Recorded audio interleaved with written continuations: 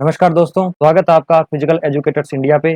मैं Vishnu Pratap Sharma, MPEd student, university of Rajasthan, department of physical education. दोस्तों, आपको नोटिफिकेशन मिल ही गया होगा, अखबार में भी न्यूज आ गई है कि बीपीएड के फॉर्म 28 तारीख से शुरू हो जाएंगे, 28 अप्रैल 2025 से, जो 11 मई 2025 तक भरे जाएंगे। ये जो नोटिफिकेशन का जो पीडीएफ है, ये मैंने इसकी ऑफिशियल साइट से निकाला है, जो कि आपको मैं साइट अभी बता देता हूँ। ये इसकी ऑफिशियल साइट है, जहाँ से आप पीडीएफ डाउनलोड कर सकते हो।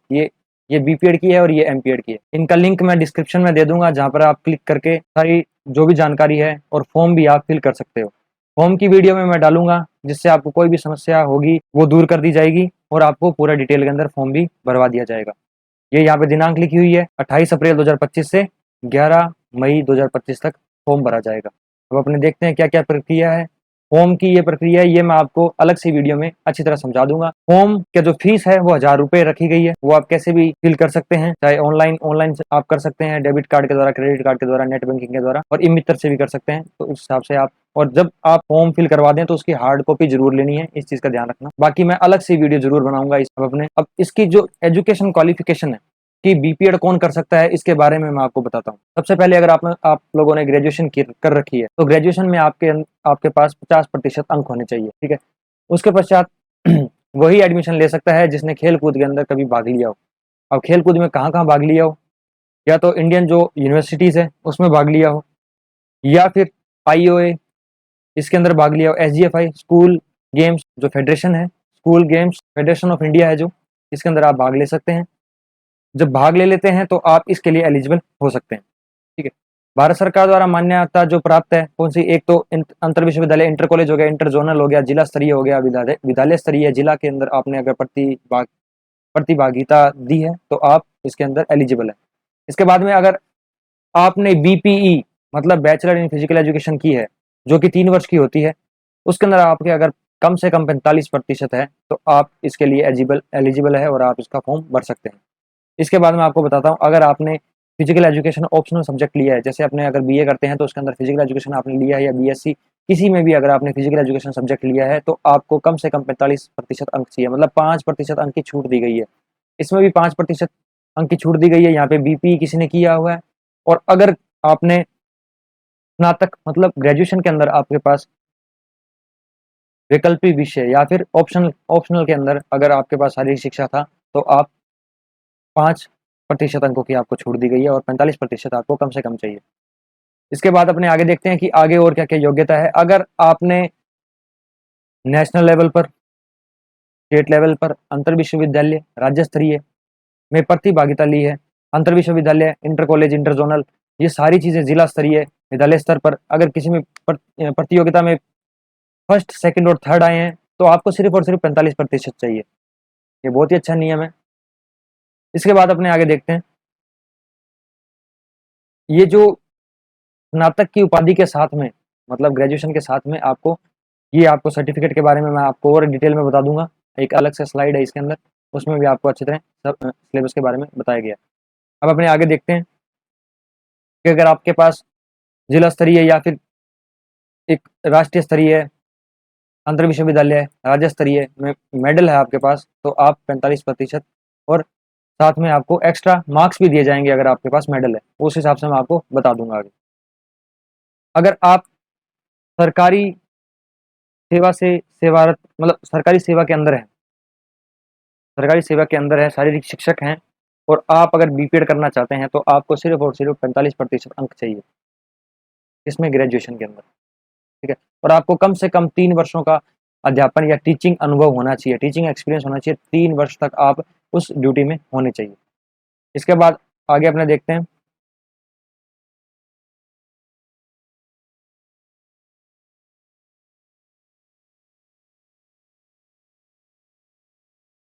आगे सबसे बड़ा सवाल ये है कि अगर कोई बीपीएड के अंदर अभी है, उसके 4th सेमेस्टर के एग्जाम नहीं हुए हैं, तो वो फॉर्म भरे या ना भरे, तो वो फॉर्म भर सकता है। उसको अपीयरिंग में फॉर्म भरना है, और रिजल्ट के अंदर रिजल्ट अवेटेड डालना है कि अभी तक रिजल्ट नहीं आया है, ठीक है, आप समझ गए होंगे। और अगर जिस दिन रिजल्ट आ जाता है, तो ऑनलाइन मार्कशीट जो होती है और जो रिजल्ट आता है अपना, उसको आप प्रिंट करवा के, उससे कॉलेज से मोहर लगवा के, वेरिफिकेशन करवा के आप वो जमा करवा सकते हैं, जब तक आपकी नई मार्कशीट नहीं आ जाती। इस चीज़ का आप ध्यान रखना। लेकिन आपका समय पर अगर आप डॉक्यूमेंट सबमिट नहीं करवाते तो आपको अपात्र घोषित कर दिया जाएगा। तो इस चीज़ का आप ध्यान रखना। सबसे पहला अपना काम यही है कि अपने सबसे पहले फॉर्म भरें, बाकी चीज़ें बाद में अपने आप हो जाती है। हर चीज़ का सॉल्यूशन होता है, तो आप सबसे पहले इस पे ध्यान दें कि फॉर्म भर दें, ठीक है? इस चीज़ से अपने को वंचित नहीं रहना। अब अपने आगे देखते हैं कि आयु का क्या-क्या क्राइटेरिया रखा गया है। आपकी जो आयु है वो 30 जून 2025 से आपकी गणना की जाएगी। इस डेट को आप 18 वर्ष, कम से कम 18 वर्ष के होने चाहिए। अगर आप सामान्य जनरल वर्ग के, आप जनरल कोटा के अगर आप पुरुष हैं, तो कम से कम 18 वर्ष के होने चाहिए और ज़्यादा से ज़्यादा आप 28 वर्ष के हो सकते हैं। इससे अगर आपकी ऊपर आयु हो जाती है, तो आप इसके लिए एलिजिबल नहीं हैं। सामान्य वर्ग की महिला, अनुसूचित जाति, अनुसूचित जनजाति, आर्थिक रूप से कमज़ोर, अन्य पिछड़ा वर्ग, ओबीसी, एससी, एसटी, ओबीसी महिला, जनरल की महिला, ईडब्ल्यूएस, जितने भी ये वर्ग हैं, अगर इसके अंदर आप आते हो तो कम से कम 18 वर्ष और ज़्यादा से ज़्यादा आपको 5 वर्ष की छूट दी गई है और आप 33 वर्ष तक आप फॉर्म लगा सकते हैं। अगर आप एक्स आर्मी मैन हैं तो कम से कम आपकी आयु 18 वर्ष और ज़्यादा से ज़्यादा आपको 40 वर्ष, मतलब आपको 12 साल की छूट दी गई है एक तरीके से, अगर आप जनरल के साथ तुलना करें तो। सेवारत, अगर कोई शारीरिक शिक्षा शिक्षक अभी सेवा में है तो उसको छूट दी गई है। कम से कम 18 वर्ष तो उसकी आयु होनी चाहिए और ज़्यादा से ज़्यादा उसको 45 वर्ष तक छूट दी गई है। इस प्रकार से ये नियम आयु के बनाए गए हैं। बाकी अगर आपको कोई भी डाउट होता है फिजिकल एजुकेशन से रिलेटेड और साथ में बीपीएड और एमपीएड से रिलेटेड, आप कमेंट सेक्शन में मेरे से पूछ सकते हैं। आपको एकदम प्रॉपर हर तरीके से गाइड किया जाएगा, क्योंकि मैं राजस्थान यूनिवर्सिटी में ही पढ़ रहा हूँ और हमारे अंडर ही सारा ये सारा प्रोग्राम और सारा एडमिशन की जो प्रोसेस है हमारे अंडर ही होगा, और जो फिजिकल का भी जो भी प्रोसेस होगा वो सारा हमारे अंडर होगा। तो हमें खबर रहती है हर चीज़ की, आपको पूरा कोऑपरेट किया जाएगा और आपको हर चीज़ एकदम डिटेल में बताई जाएगी। अब आप ये देखिए शारीरिक योग्यता, देखो अब शारीरिक रूप से भी तो फिट होना चाहिए इंसान। तो अब देखो इसके अंदर क्या क्या ऐड किया गया है इनके द्वारा, तो मैं थोड़ा सा जूम करके आपको दिखा देता हूँ। अब आप आगे देखिए, मानसिक रूप से स्वस्थ होना चाहिए। शारीरिक रूप से क्या, अयोग्यता नहीं होनी चाहिए उसके अंदर, विकलांगता नहीं होनी चाहिए, गूंगापन नहीं होना चाहिए, अंधापन, बहरापन ये नहीं होना चाहिए। वो शारीरिक और मानसिक रूप से एकदम स्वस्थ होना चाहिए। और जो शारीरिक दक्षता का प्रमाण पत्र है जिसमें वो बताया जा रहा है कि वो शारीरिक और मानसिक रूप से फिट है, इसका आपको जो सरकारी चिकित्सक होता है इसके द्वारा आपको मोहर लगवानी है और उसके साइन करवाने हैं, उससे जांच करवानी है। जो इसका जो परफॉर्मा होता है, जो फॉर्म आता है ना, वो मैं आपको टेलीग्राम पे डाल दूंगा, क्योंकि वो ज़्यादा आपको हाइट वेट इन चीज़ों में नहीं जाना, क्योंकि वो ज़्यादा डिटेल में चले जाता है। कई बार तो लोग ऐसे ऐसे आपको फॉर्म दे देते हैं, यूट्यूब पे भी आपने देखा होगा, ऐसे ऐसे फॉर्म दे देते हैं जिसके अंदर ब्लड के बारे में भी आ जाता है। इतनी डिटेल नहीं, आपको नॉर्मल ये बताया गया है कि आप शारीरिक और मानसिक रूप से स्वस्थ हैं या नहीं, इतनी डिटेल अपने को बतानी है। तो इतना इतना सा ही परफॉर्मा चाहिए जिसके अंदर ये लिखा हो कि आप शारीरिक और मानसिक रूप से स्वस्थ हैं। वो मैं आपको टेलीग्राम पे डाल दूंगा, सिर्फ वही करवा लाओगे ना, क्योंकि मैंने भी एमपीएड और बीपीएड, अब देखो एमपीएड मैं कर रहा हूँ, बीपीएड भी मैंने की है, तो मैंने वही लगाया था, ज्यादा डिटेल मैंने नहीं दी थी। और मुझे देख लो आप, मैंने एडमिशन भी ले लिया है, बीपीएड भी मैं जोधपुर से करके आया हूँ और एमपीएड मैं राजस्थान यूनिवर्सिटी से कर रहा हूँ। तो ज्यादा समस्या की बात नहीं है, आप आराम से वो उस फॉर्म को भर सकते हैं, कोई समस्या नहीं है, मैं आपको टेलीग्राम पे दे दूंगा। आगे ये गर्भावस्था नहीं होनी चाहिए, इस चीज का आप ध्यान रखना। और साथ में क्योंकि स्वास्थ्य का हमें प्रॉपर ध्यान रखना है, और भी कोई अयोग्यता अगर आप पाई जाती है तो आपको अयोग्य घोषित कर दिया जाएगा, इस चीज का आपको ध्यान रखना है, ठीक है। और कोई भी फर्जी काम नहीं करना अपने को। और एक चीज और है, ये 15 दिन से पूर्व का नहीं होना चाहिए, ठीक है। 15 दिन के अंदर अंदर आपका बनाया जाना चाहिए, इस चीज का आप ध्यान रखना। बाकी और भी कोई डिटेल है वो धीरे धीरे मैं आपको बता दूंगा। और फर्जी डॉक्टर वगैरह इनसे कोई साइन मत करवाना, नॉर्मल होता है। अगर आप ज्यादा डिटेल में जाते हो तब आपको ऐसे फर्जी साइन करवाने पड़ते हैं। सरकारी में अगर आप जाओगे, आजकल तो 10 रुपए भी नहीं लगते, आधार कार्ड दोगे तो आपका रजिस्ट्रेशन हो जाएगा और साथ में आप अपनी जांच भी करवा लेना। और साथ में देखो एडमिशन आप ले रहे हो तो साथ में दवाइयां भी ले लेना। छोटी सरकारी के अंदर अपनी छोटी किट भी बनवा देते हैं, ये छोटी मोटी जो भी अपने जुकाम बुखार जो भी, इनकी छोटी मोटी टैबलेट भी ले लेना आप। और साथ में वो साइन भी कर देंगे, बहुत कोऑपरेटिव होते हैं अगर छोटा मोटा अपने डिटेल में चलते हैं तो। अब आगे मैं आपको बताता हूँ कि क्या क्या चयन की प्रक्रिया रहेगी। चयन की प्रक्रिया को अलग अलग चरणों में बांटा गया है। सबसे पहले अपने जो लिखित का मापदंड है या फिर एंट्रेंस एग्जाम है, वो देखो 100 अंक का होगा, 100 अंक का होगा। और जो आवंटित सीटें होंगी, जैसे पिछली बार 1900 कुछ थी, 1950 के आसपास, या 2050 के आसपास थी, तो उनका जो 3 गुना है ना, उतने लोगों को सिलेक्ट किया गया था, उस हिसाब से मेरिट बनी जाती है। तो सबसे पहले आपको ये फोकस करना है कि 100 अंक के जो पेपर होगा और 100 अंक के एक एक अंक का एक क्वेश्चन आएगा, तो 100 क्वेश्चन हो गए इस हिसाब से। तो जो उसके अंदर जो मेरिट में आएंगे उनको आगे, उनको जो जो जितनी सीटें होंगी उनके 3 गुना को अपने आगे लिया जाएगा। अगर 2000 सीटें हैं तो 6000 लोगों को सिलेक्ट किया जाएगा एंट्रेंस एग्जाम के बाद में। ठीक है, आप समझ गए होंगे। बाकी आपको कोई भी डाउट होता है तो आप कमेंट सेक्शन में पूछ सकते हैं, मैं हाथों हाथ जवाब दूंगा। अब फिजिकल फिटनेस टेस्ट है, इसके अंदर क्या क्या है। पुरुष वर्ग है जो, उनके लिए 2400 मीटर भागना है, उनको भाग भी सकते हैं, पैदल भी चल सकते हैं, लेकिन 12 मिनट के अंदर पूरा करना है। एक चीज आपको बता देता हूं, देखो अपनी डेट भी आ चुकी है अपनी डेट। 22 जून को एग्जाम है, 22 जून को एग्जाम घोषित कर दिया गया है। तो मेरे कहने का मतलब है, आप इस चीज का जरूर ध्यान रखना कि अभी से पैदल चलना तो शुरू कर दें, जिससे आपको बाद में समस्या का सामना ना करना पड़े, आप पेपर में तो अच्छा करें और फिजिकल में समस्या हो जाए। तो इस चीज का आप जरूर ध्यान रखना। कई बार जैसे मेरे साथ भी, मैंने लोगों को देखा था, उनके पेपर में तो बहुत अच्छे मार्क्स आ रहे थे, लेकिन वो 12 मिनट दौड़ या फिर पैदल चल नहीं पाए 2400 मीटर। तो इस चीज का आप ध्यान रखना, ठीक है। और जो महिला वर्ग है उनके लिए 2000 मीटर चलना है, 2000 मीटर किसमें 12 मिनट के अंदर, या 2 किलोमीटर चलना है 12 मिनट में। तो आप प्रैक्टिस शुरू कर देना, धीरे धीरे चल लेते हो। ये सिर्फ और सिर्फ माइंडसेट का खेल होता है, लगातार अपने को चलना होता है, ठीक है। टाइम अपने आप बीतता रहता है और अपने मंजिल पार कर लेते हैं। तो इस चीज का आप ध्यान रखना। और इसके अंदर कोई टाइमिंग नहीं है, 12 मिनट के अंदर अंदर करना है। कोई 10 मिनट में कर देता है, कोई 11 मिनट करता है, कोई 11:50 में करता है, कोई 11:55 में करता है, ठीक है। तो इस चीज का आप ध्यान रखना, कोई टाइमिंग नहीं है, कोई फर्स्ट लास्ट इसमें कुछ नहीं है, आपको 12 मिनट के अंदर अंदर करना है। तो आप इसका ध्यान रखना। अब थोड़ा सा ये चयन मैं बता देता हूँ किस प्रकार से ये जो मेरिट डिसाइड होती है वो किस प्रकार से होती है। इस बार के नियमों के अंदर जो 60 अंक का जो एंट्रेंस एग्जाम हो रहा है, उसके अंदर क्या किया गया है कि अगर 60 अंक का एग्जाम है, उसके 60% अंक आपको लिए जाएंगे, उसका 60% है ना, वो लिया जाएगा। जैसे मान के चलो, अगर किसी के 60 मार्क्स आ रहे हैं, तो उसका कितना, उसका 36 नंबर जोड़े जाएंगे, या 36% उसका जोड़ा जाएगा। इस चीज का आप ध्यान रखना।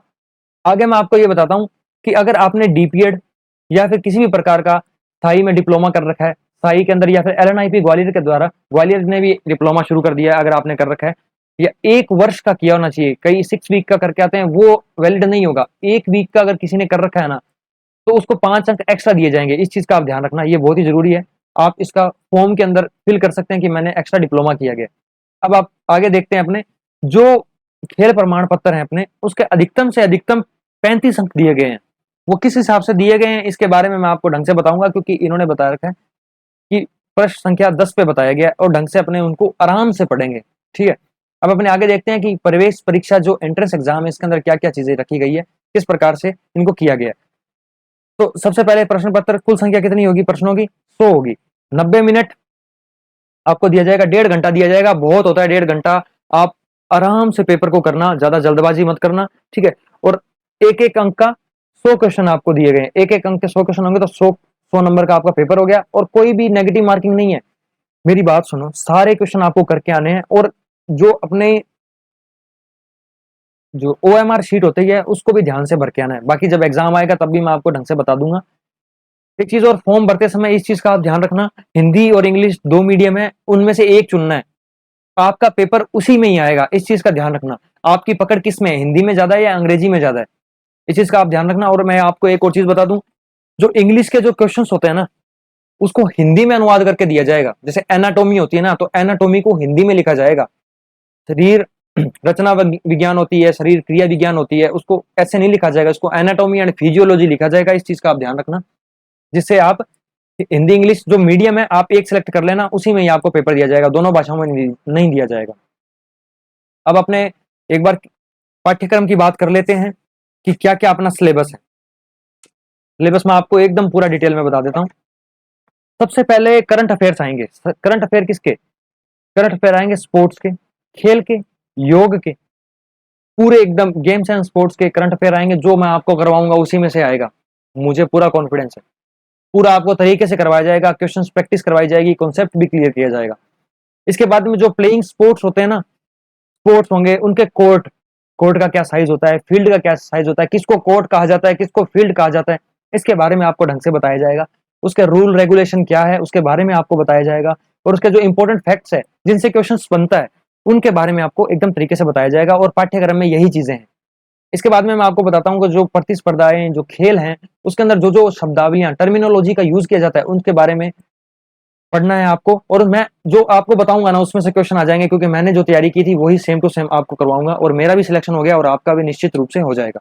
मैंने कहीं से कोई कोचिंग नहीं ली थी, मैं सेल्फ पढ़ा था। आपको भी एकदम सेल्फ पढ़ाऊंगा एकदम तरीके से, और यूट्यूब पे डालूंगा तो आप सिर्फ वही वीडियो देख लेना, कोई कोर्स खरीदने की कोई जरूरत नहीं है। सिर्फ वो देखोगे, उसके एचडी जो प्रिंट नोट्स है ना, वो सारे के सारे आपको टेलीग्राम पे दे दिए जाएंगे।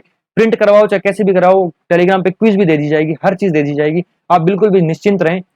और इसके बाद में जो तकनीकी शब्द होते हैं, जो टेक्निकल वर्ड्स होते हैं ना, जिनका यूज किया जाता है, जैसे बुली है। अब बुली किस में यूज किया जाता है? बुली यूज किया जाता है किसमें? हॉकी में यूज किया जाता है। इस प्रकार से आपको जो नियम है ना, उनके बारे में ढंग से बताया जाएगा कि बुली क्या होती, क्या है बुली, इसके बारे में आपको बताया जाएगा एकदम पूरे डिटेल में। ठीक है, अब अपने आगे देखते हैं ओलंपिक खेल। ओलंपिक खेल देखो 1896 से शुरू हुए थे और अब 2024 में हुए। तो इस प्रकार से आगे कब होंगे? आगे 2028 में होंगे। इस प्रकार से मैंने अलग अलग ओलंपिक की डिटेल लिखी हुई है। उस डिटेल को मैं आपको पढ़ाऊंगा बिल्कुल तरीके से, जिससे ओलंपिक से कोई भी क्वेश्चन नहीं छूटेगा आपका। ठीक है, ऐसी एशियाई जो खेल है, एशियन गेम्स है, उनके बारे में मैंने लिख रखा है, वो भी आपको पूरे डिटेल में बता दूंगा। उसके नोट्स भी मिल जाएंगे एचडी के अंदर, हिंदी इंग्लिश दोनों में, कोई घबराने की जरूरत नहीं है। ठीक है, राष्ट्रमंडल खेल, कॉमनवेल्थ गेम्स होते हैं, अभी अपने रिसेंटली कब हुए थे? सब लास्ट में अपने 2010 में हुए थे, जो इंडिया में हुए थे। वैसे तो अपने होते रहते हैं, लेकिन इंडिया में 2010 में हुए थे, नई दिल्ली में। इस चीज का आप ध्यान रखना, एक एक डिटेल में आपको बताया जाएगा। पैरा ओलंपिक के बारे में बताया जाएगा, नेशनल गेम्स होते हैं उनके बारे में बताया जाएगा, नेशनल गेम्स हो गए, इंटरनेशनल जो भी टूर्नामेंट्स होते हैं उनके बारे में ढंग से बताया जाएगा। और जो भी गेम्स होते हैं अलग अलग प्रकार के, कि राष्ट्रमंडल खेल के अंदर कौन सा गेम होता है, क्या कौन सा ऐड किया गया, कौन सा निकाला गया, इस प्रकार से सारी आपको डिटेल बताई जाएगी। कौन सा खेल है, उसका इतिहास क्या है, उसके रिकॉर्ड क्या है, नेशनल रिकॉर्ड क्या हुआ, इंटरनेशनल रिकॉर्ड किस खेल के क्या नेशनल रिकॉर्ड है, उसके बारे में ढंग से बताया जाएगा। आप बिल्कुल भी निश्चिंत रहे, आपको सिर्फ और सिर्फ ईयरफोन लगा के लाइब्रेरी में बैठ जाना है और मेरी वीडियो देखना है, उसी में से पूरा पेपर आ जाएगा। आप बिल्कुल भी ना घबराएं। इसके बाद में मैं आपको बताता हूँ, अगला पॉइंट आ जाता है खेल पुरस्कार, स्पोर्ट्स अवार्ड्स है ना, कि नेशनल में कौन सा दिया जाता है, इंटरनेशनल में कौन सा दिया जाता है, और स्टेट पे आपको जैसे राजस्थान में कौन सा दिया जाता है। इस प्रकार से जैसे महाराणा प्रताप अवार्ड दिया जाता है, इस प्रकार से ये जो जो अवार्ड्स हैं, इसके बारे में आपको ढंग से बताया जाएगा और डिटेल में बताया जाएगा, जिससे आप अच्छे से क्वेश्चन सोल्व कर पाए। और साथ में ये भी बताया जाएगा कि जो फेमस पर्सनैलिटीज है, जैसे मिल्खा सिंह जी है, इनके बारे में, इनकी जीवन परिचय क्या है, इसके बारे में आपको बताया जाएगा। पीवी सिंधु जी हैं, ये कौन है, कहाँ से हैं, इन्होंने क्या क्या परफॉर्म किया है, इंडिया को कब रिप्रेजेंट किया था, कितने मेडल जीते हैं, हर चीज के बारे में आपको बताया जाएगा, जिससे आप अपने खेल हस्तियों के बारे में भी जान पाएंगे और इससे आपका भी नॉलेज बढ़ेगा और साथ में आपको पेपर हल करने में भी आसानी होगी। इसके बाद में मैं आपको बताता हूँ कि आपको बताया जाएगा जैसे खेल में जो फेडरेशन होती है, एसोसिएशन होती है, वो कब, इसका इतिहास क्या है, कहाँ मुख्यालय है, क्या कार्य प्रणाली है, कब शुरुआत हुई थी और कैसे कैसे ये कार्य करती है, कब कहाँ पे, जैसे किसका नाम क्या बदला गया था, कब बदला गया था, इस प्रकार से शुरू में क्या नाम था, बीच में क्या नाम किया गया। जैसे सबसे पहले IAAF था, अब उसको 2019 में वर्ल्ड एथलेटिक्स कर दिया गया। इस प्रकार से क्या, कब कौन सा नाम चेंज हुआ, इसके बारे में आपको डिटेल में बताया जाएगा, बिल्कुल भी ना घबराएं। इसके बाद में राष्ट्रीय और अंतरराष्ट्रीय जो स्टेडियम्स है, स्टेडियम्स के बारे में बढ़िया बताया जाएगा। आप मेरी बात सुनो, मैंने बहुत सारी वीडियोस डाल रखी है अपने यूट्यूब चैनल पर, आप उनको भी देख लेना, मैं किस तरीके से पढ़ाता हूँ, जिससे आपको और अच्छा पता लग जाएगा मेरे बारे में। और साथ में इस चीज का भी ध्यान रखना कि आप मुझे सुझाव भी दे सकते हैं कमेंट सेक्शन में। आप जो सुझाव देंगे कि हमें इस तरीके से चाहिए, इस प्रकार के नोट्स चाहिए, इस प्रकार से चित्रों से पढ़ना है, तो उस प्रकार से मैं आपको नोट्स भी लाकर दूंगा, सब चीजें लाकर दूंगा, बिल्कुल फ्री के अंदर, बिल्कुल भी आपको सोचने की जरूरत नहीं है। ठीक है, राष्ट्रीय और अंतरराष्ट्रीय जो ट्रॉफीज होती है, ठीक है, जैसे फेडरेशन कप एथलेटिक्स के अंदर होता है, इस प्रकार से मैं आपको एक एक चीज बताऊंगा कि किस प्रकार से क्या चीज काम करती है। ठीक है, और कौन सी कप ट्रॉफी होती है, आत्मकथाएं किसकी क्या बायोग्राफी है, इसके बारे में आपको बताया जाएगा, पुस्तकें किसकी, किसने क्या पुस्तक लिखी है, इसके बारे में बताया जाएगा। ठीक है, खेल के अंदर जो मीडिया होती है, मीडिया के बारे में बताया जाएगा, मीडिया में कौन सा अखबार है, कौन सी मैगजीन है, इसके बारे में आपको डिटेल में बताई जाएगी। और ये बताया जाएगा इलेक्ट्रॉनिक्स, कौन से जो इलेक्ट्रॉनिक यंत्रों का यूज किया जाता है और कब यूज किया जाता है, कैसे यूज किया जाता है, इसके बारे में आपको ढंग से बताया जाएगा। ठीक है, अब आगे अपने ये देखते हैं कि स्वास्थ्य और स्वच्छता, हेल्थ और हाइजीन, इसके बारे में मैं आपको डिटेल में बताऊंगा, कौन सी किस चीज से कौन सी, जैसे कम्युनिकेबल डिजीज होती है और नॉन कम्युनिकेबल डिजीज होती है, जो छूने से लगती है वो कम्युनिकेबल होती है, जो नहीं छूने से लगती है या फिर अपने वातावरण से अपने अगर अपने अंदर जैसे आ जाती है, जो बीमारी आ जाती है वो कैसे होती है, कौन सी होती है, इस प्रकार से मैं आपको अच्छी तरह बताऊंगा। स्वच्छता क्या रखनी चाहिए, ये बहुत ही इजी पेपर आएगा, रियली मैं बता रहा हूँ, आप ढंग से तैयारी कर लेना और मेरी वीडियोस को आराम से देख लेना। ठीक है, आगे ये जाना जाएगा कि जो जो खेल नीतियां हैं अपनी, ये जो योजनाएं हैं उनके बारे में अपने को पढ़ना है, जो केंद्र सरकार अपने लिए क्या कर रही है, राज्य सरकार अपने लिए क्या कर रही है। जैसे राजस्थान की जो खेल नीति है उसके बारे में मैं आपको डिटेल में बताऊंगा, जिससे आपका नॉलेज तो बढ़ेगा ही, उसके साथ आप क्वेश्चंस भी सोल्व कर पाएंगे। उसके बाद में ये देखो, राजस्थान सरकार द्वारा जो योजनाएं बनाई गई है, नीति बनाई गई है, भारत सरकार द्वारा जो नीति और योजनाएं बनाई गई है उसके बारे में मैं आपको डिटेल में बता दूंगा। अब आगे अपने ये जो सिलेबस का लास्ट टॉपिक है ये बताया गया है कि इसका राजस्थान के जो खेल है, कौन से खेल है, किस खेल में राजस्थान आगे बढ़ रहा है, किस खेल में राजस्थान मतलब और इंप्रूव कर रहा है, कौन सा नया खेल है राजस्थान के लिए, कौन सी खेल की हस्तियां हैं, इसके बारे में आपको पूरा का पूरा डिटेल में बताया जाएगा। बिल्कुल भी ना घबराएं। और आपको ये मैं पूरा का पूरा सिलेबस आपको पीडीएफ फॉर्म में भी प्रोवाइड करवा दूंगा, इसके क्वेश्चंस भी प्रोवाइड करवा दूंगा और साथ में इसकी वीडियो भी प्रोवाइड कर दी जाएगी। आप बिल्कुल भी ना घबराएं।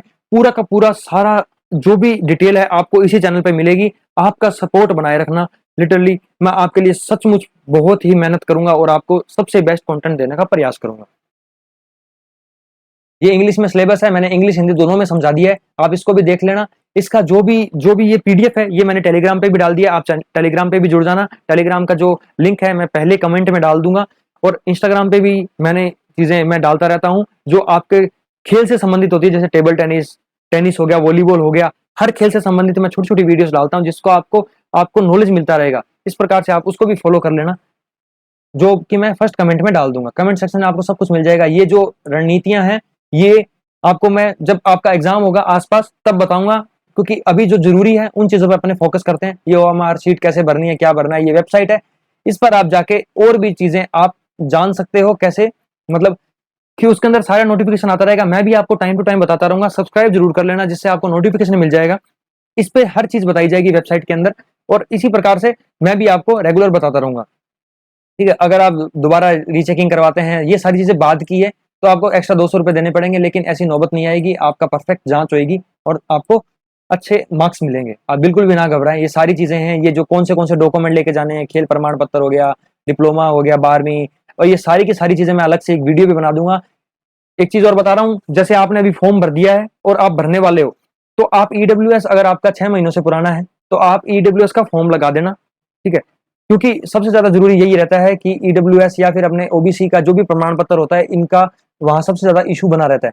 तो इन चीजों जो भी अपने प्रमाण पत्र है उनको पहले से अप्लाई कर दो, अगर पुराने हो रखे हैं तो इस चीज का आप ध्यान रखना। मूल निवास वगैरह सब चीजों का आप ध्यान रखना। एबीसीडी आईडी है, जो एबीसी आईडी है ना, ये मैं आपको बता दूंगा कैसे बनती है, इसके लिए अलग से वीडियो बना दूंगा। अगर आपको इसके लिए वीडियो चाहिए तो आप कमेंट सेक्शन में जरूर बताना, मैं आपको एकदम तरीके से बता दूंगा। ठीक है, जो भी रसीद वगैरह हर चीज का आप ध्यान रखना, बाकी मैं अलग से इस पे वीडियो बनाऊंगा।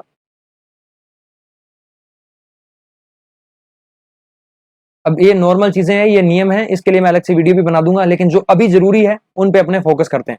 ये मैंने आपको दौड़ बताई दी, 2400 मीटर आपको 12 मिनट में भागना है पुरुष वर्ग के लिए, और महिला वर्ग के लिए 2000 मीटर है जो 12 मिनट में भागना है। ठीक है, ये अंक मैंने आपको बताई दिया। जितने आप अंक अर्जित करोगे उसका 60% भाग आपको 60% अंक आपको मिल जाएंगे। ठीक है, ग्वालियर से अगर आपने, या फिर एलएनआईपी ग्वालियर, और साथ में अगर साई से या स्पोर्ट्स अथॉरिटी ऑफ इंडिया से आपने अगर डीप अपने जो कोई भी एक साल का कोचिंग डिप्लोमा किया है, मैं दोबारा बता रहा हूँ 6 वीक वाला मान्य नहीं होता, एक साल वाला ही मान्य होता है। अगर आपने किया है तो आपको 5 अंक एक्स्ट्रा मिलेंगे, और आपने डीपीएड की है तो 5 अंक आपको एक्स्ट्रा मिलेंगे। इस चीज का आप ध्यान रखना, और आप पूरा शांति से आराम से बैठ के फॉर्म भरना, कोई भी गलती नहीं होनी चाहिए, क्योंकि पता नहीं आपको दोबारा फॉर्म को एडिट करने का मौका मिलेगा या नहीं मिलेगा, इसलिए आप ध्यान से करना इस चीज को। फॉर्म आपको ध्यान से भरना है।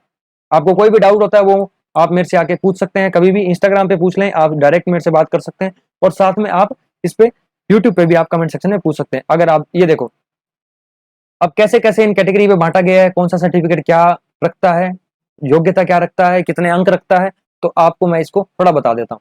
आपने वर्ल्ड स्कूल गेम्स खेले हैं, या वर्ल्ड यूनिवर्सिटी गेम्स खेले हैं, या फिर अखिल भारतीय जो ऑल इंडिया होता है, और जो फेडरेशन गेम्स होते हैं, जो एसजीएफआई होता है, इसके अंदर राष्ट्र में अगर प्रथम स्थान हासिल किया है आपने तो आपको 35 अंक मिलेंगे। अखिल भारत ऑल इंडिया अंतर विश्वविद्यालय, ऑल इंडिया यूनिवर्सिटी के अंदर, या फिर जो स्कूल गेम्स होते हैं एसजीएफआई है उसके अंदर, या फिर राष्ट्रीय स्तर पर आपने द्वितीय स्थान प्राप्त किया तो आपको 30 अंक मिलेंगे। अगर आपने तृतीय स्थान इसी के अंदर तृतीय स्थान प्राप्त किया है तो आपको मिलेंगे 25 अंक। और आपने इंटर जोनल अंतर मतलब इंटर कॉलेज के अंदर, या इंटर जोनल के अंदर अगर आपने प्रथम स्थान हासिल किया है, या फिर स्कूल स्तर राज्य स्तर पर आपने प्रथम स्थान हासिल किया है, या जो संस्कृत स्कूल होता है, संस्कृत विद्यालय होता है, उसके अंदर अगर आपने प्रथम स्थान हासिल किया है केवीएस के अंदर, या फिर नवोदय के अंदर या सीबीएसई के अंदर नेशनल स्तर की प्रतियोगिता के अंदर आपने प्रथम स्थान हासिल किया, तो आपको 20 अंक मिलेंगे।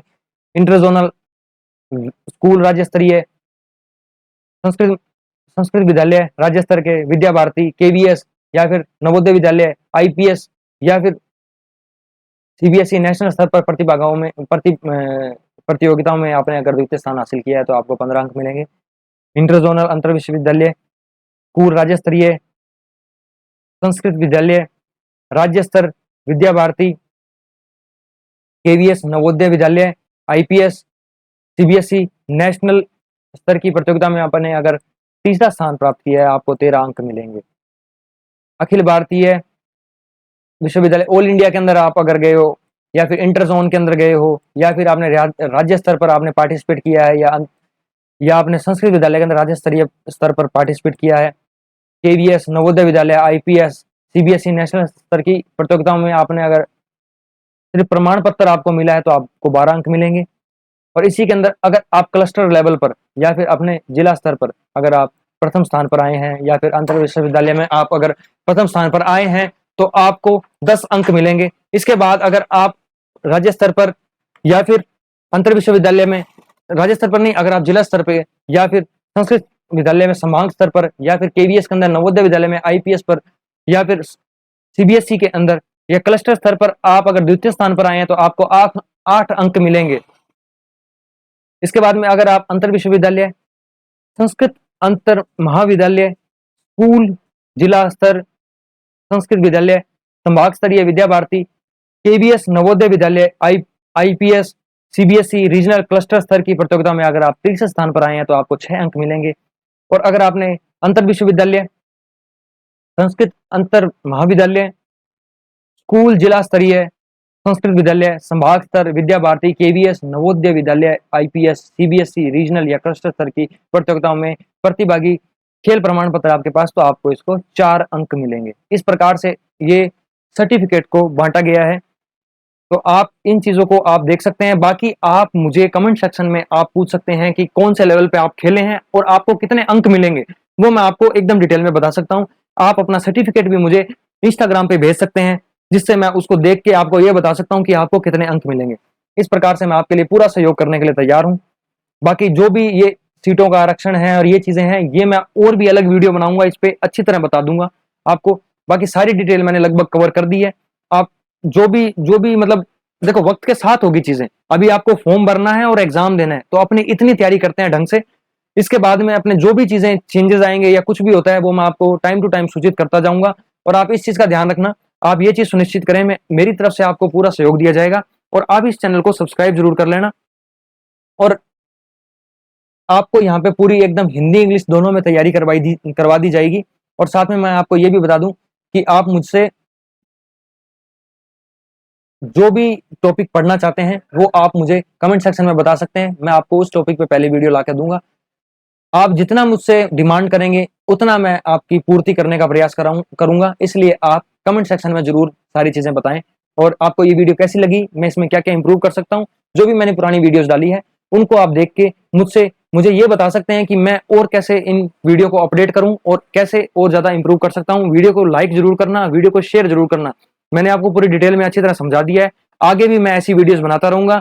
एमपीएड पे अगली वीडियो आएगी, और भी जो भी इंपॉर्टेंट इन्फॉर्मेशन होगी वो मैं आपको जल्दी से जल्दी प्रोवाइड करवाऊंगा, क्योंकि राजस्थान यूनिवर्सिटी ये चीज करवा रहा है और मैं राजस्थान यूनिवर्सिटी का छात्र हूं, तो ये मेरा हक है और ये मेरे कर्तव्य है कि आपको एकदम सही गाइडेंस देना और आपको अच्छे से एकदम आपका भविष्य सुधारना। और साथ में जो भी आपको फॉर्म से रिलेटेड कोई भी समस्या का सामना करना पड़ता है, तो आप मेरे को कमेंट सेक्शन में या फिर आप इंस्टाग्राम पे मुझे डायरेक्ट मैसेज करके आप कुछ भी पूछ सकते हैं।